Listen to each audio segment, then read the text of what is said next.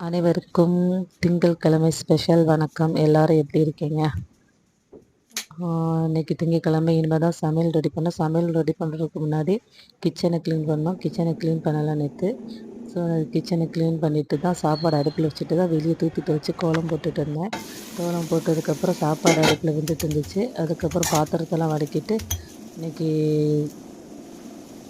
சாப்பாடு ரெடி பண்ணி முடித்ததுக்கப்புறம் தான் சிக்கன் வாங்கிட்டு வந்தாங்க. அதனால் சிக்கன் பிரியாணி பண்ண முடியலை. இல்லாட்டா நான் ஃபஸ்ட்டே சாப்பாடு ரெடி பண்ணுறதுக்கு முன்னாடியே சிக்கன் வாங்கிட்டு வந்திருந்தாங்கன்னா கண்டிப்பாக நான் பிரியாணி பண்ணியிருப்பேன்.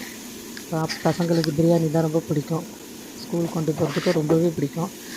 ஏன்னா பசங்களோட ஷேர் பண்ணுறதுக்கு. பட்டு சாப்பாடு ரெடி பண்ணியாச்சு. இனிமேல் வம்பா போயிடும். அதனால் இன்றைக்கி குழம்பு மட்டும் தான் வச்சேன். அப்படியே நேற்று வச்சு முட்டை குழம்பு வேறு இருந்துச்சு. அதை நான் ஏற்கனவே நேற்று சூடு பண்ணி வச்சுருந்தேன்.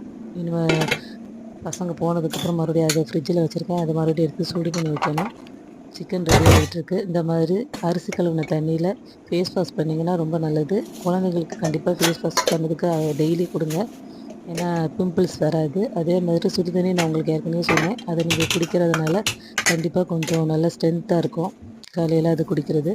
அதுமாதிரி பசங்களுக்கு தேவையான தண்ணியெல்லாம் க்ளீன் பண்ணி கொடுத்து விட்டாச்சு. பசங்க சாப்பிட்டுட்ருக்காங்க. குழம்புலாம் ரெடி பண்ணி அவங்களுக்கு சாப்பாடு கொடுத்து விட்டுட்டேன். இன்றைய ஸ்பெஷல் இவ்வளோ தான்.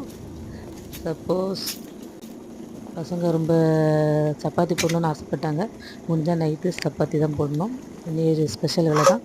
நாளையோடைய ஸ்பெஷல் நாளைக்கு பார்க்கலாம். பாய்.